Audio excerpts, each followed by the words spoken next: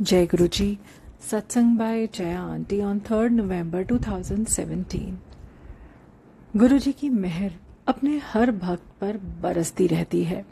ऐसा कोई भी क्षण नहीं होता जब गुरु जी हमारा कल्याण नहीं कर रहे होते हैं।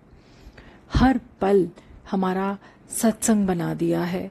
हमारा खाना, हमारा कहीं जाना, किसी से मिलना, कुछ कहना, सभी कुछ सत्संग है। हर पल हम अपनी आध्यात्मिक यात्रा पर ही हैं। गुरु जी की ब्लेसिंग्स में ही हम हमेशा रहते हैं।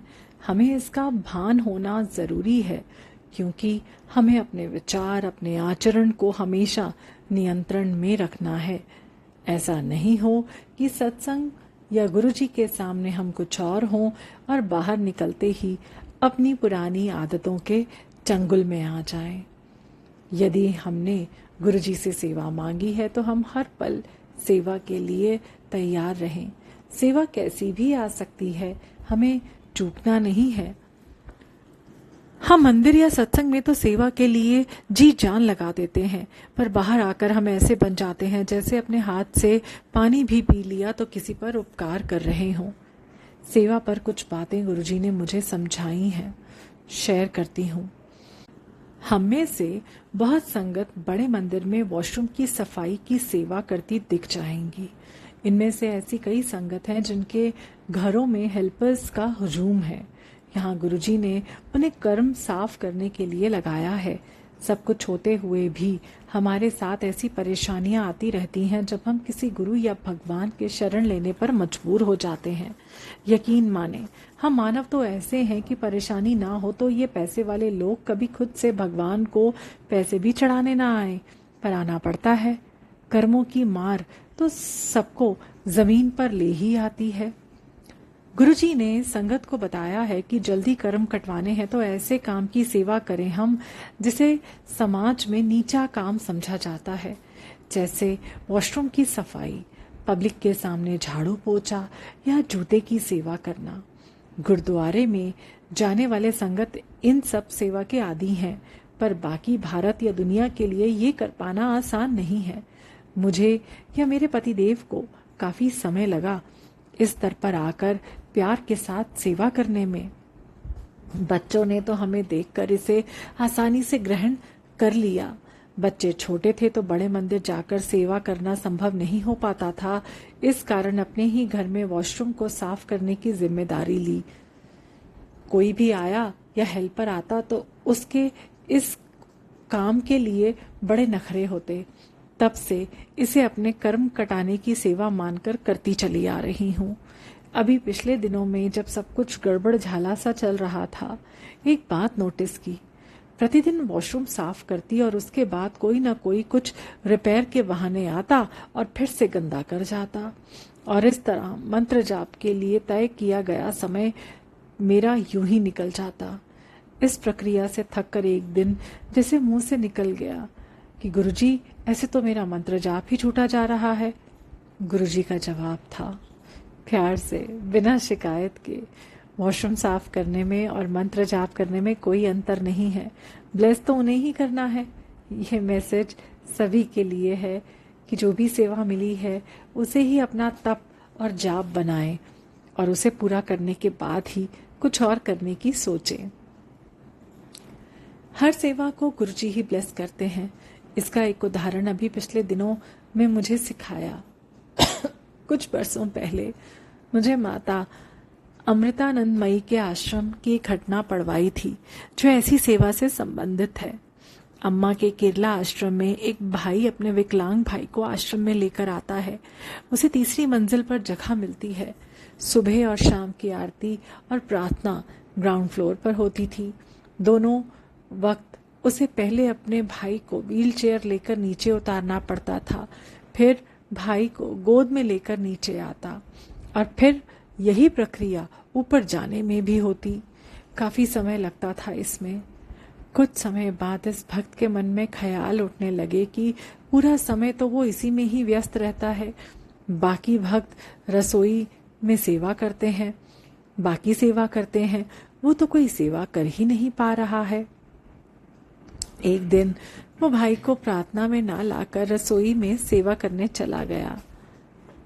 प्रार्थना समाप्त होते ही अम्मा रसोई में आई और उसे वहां देखकर बहुत नाराज हुई।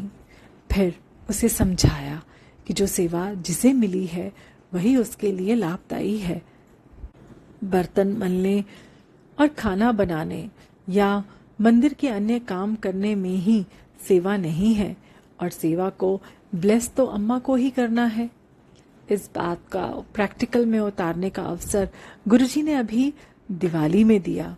जब ये मैसेज मिला कि मंत्र जाप कम करते हो तो वो भी चलेगा, पर दोनों बच्चों को रात दिन अपनी सेवा देनी है। कारण अब हम नहीं पूछते गुरुजी से, हुक्म बजाकर ही अब हम अपने गुरु का प्यार पा सकते हैं। सेवा के साथ साथ मंत्र जाप की मेरी सारी कोशिश नाकाम हो जाती रही। प्रतिदिन जब मंत्र जाप में बैठती तो कई बार ऊर्जा विहीन सा महसूस करती, पर हर बार मंत्र जाप खत्म होने के पहले मुझ तक ऊर्जा पहुंचती। कभी सफेद, कभी पीली, कभी गुलाबी ऊर्जा से अपने को तुरंत तरोताजा महसूस करने लगती और फिर से अगली सेवा के लिए अपने को पूर्णतया तैयार पाती।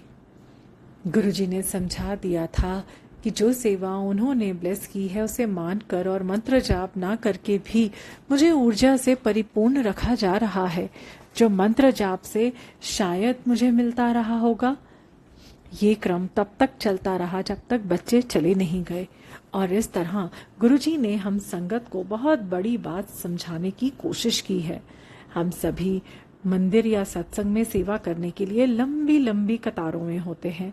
मंदिरों में तो कई तरह की रिश्वत दी जाती है ताकि उन्हें मनचाही सेवा का अवसर मिले, पर हम मूल बात भूल जाते हैं कि ऐसी सेवा का कोई मूल्य नहीं है।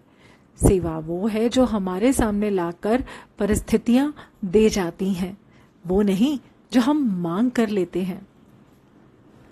जिसे समझ आता है कि गुरुजी मैसेज दे रहे हैं, उन्हें कभी भी तकलीफ नहीं होती किसी सेवा में, क्योंकि उन्हें पता है कि सेवा का अवसर भी गुरुजी ही दे रहे हैं और इसे ब्लेस भी गुरुजी ही कर रहे हैं। फिर किसी खास सेवा की इच्छा रखकर हम सिर्फ अपना शारीरिक काम बढ़ा रहे हैं। वो सेवा हमारे लिए फलदायी नहीं है।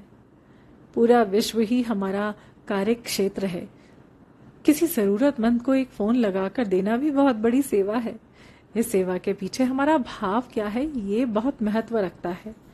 जब वैष्णो देवी के वॉशरूम या वहां आसपास फैली गंदगी को देखा तो एक ही बात जहन में आई कि इस तरह गंदा छोड़ने वाले या फेंकने वालों को यहाँ आने का कौन सा पुण्य मिलेगा, जबकि हो सकता है उन्होंने वो चढ़ाई बड़ी मुश्किल से पूरी की हो।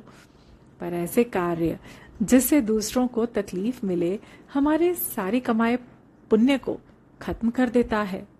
ये साधारण सी बात हम कब समझेंगे? गुरुजी ने सिर्फ हमें किसी का दिल दुखाने से मना किया है। इतना भी हम कर पाए तो बहुत ब्लेसिंग्स कमा सकते हैं। लोग सोचते हैं कि मुझे तो गंद फैलाते तो किसी ने देखा नहीं, अब मुझे किसी की गाली लगेगी ही नहीं। ऐसा नहीं है। कर्म और उसके फल की थ्योरी तो बड़ी आसान भी है और बड़ी जटिलता भरी भी है। ऐसा कोई काम जो हमें तकलीफ पहुंचा सकता है वो दूसरे को भी तकलीफ देगा ही, फिर हम ऐसा काम करें ही क्यों? किसी मंदिर, मस्जिद या गुरुद्वारे में जाने की जरूरत नहीं है यदि हम एक अच्छे और सच्चे इंसान बन पाते हैं। ईश्वर भी हमें हमारे पास आकर अपना लेते हैं। उस गंदगी से निपटने का दूसरा पहलू भी है। तीर्थ स्थानों में किसी भी मॉल या शॉपिंग सेंटर से ज्यादा ही लोग आते हैं और साथ में चढ़ावा भी चढ़ाते ही हैं। यदि एक मॉल में इस कद्र की सफाई हमें मिलती है तो वहां हम अनुशासन में हैं ही। साथ ही मैनेजमेंट ने भी तो सफाई के लिए कोई कोर कसर नहीं उठा रखी है। इन जगहों पर बस लिखा होता है कि हम कैमरे की निगाह में हैं और हम डर के कोई भी गंद फैलाने की कोशिश नहीं करते हैं। और वहीं हम जब ईश्वर के दर पर जाते हैं तो मानकर चलते हैं कि हमें गंध फैलाते कोई देख तो रहा नहीं है। कैसी भक्ति है हमारी, कैसा भरोसा है हमारा। तकलीफ आती है तो हम गुहार लगाते हैं कि हे भगवान, आपको तो पल पल की खबर है। वहीं जब कुछ गलत करने पर आते हैं तो क्यों मान लेते हैं कि भगवान की आंखें अभी हम पर नहीं होंगी। हमें अपने आचरण, अपने विचार सुधारने होंगे। हर पल हमारा ईश्वर को सुपुर्द हो, वरना किसी भी दर से हम खाली ही आएंगे।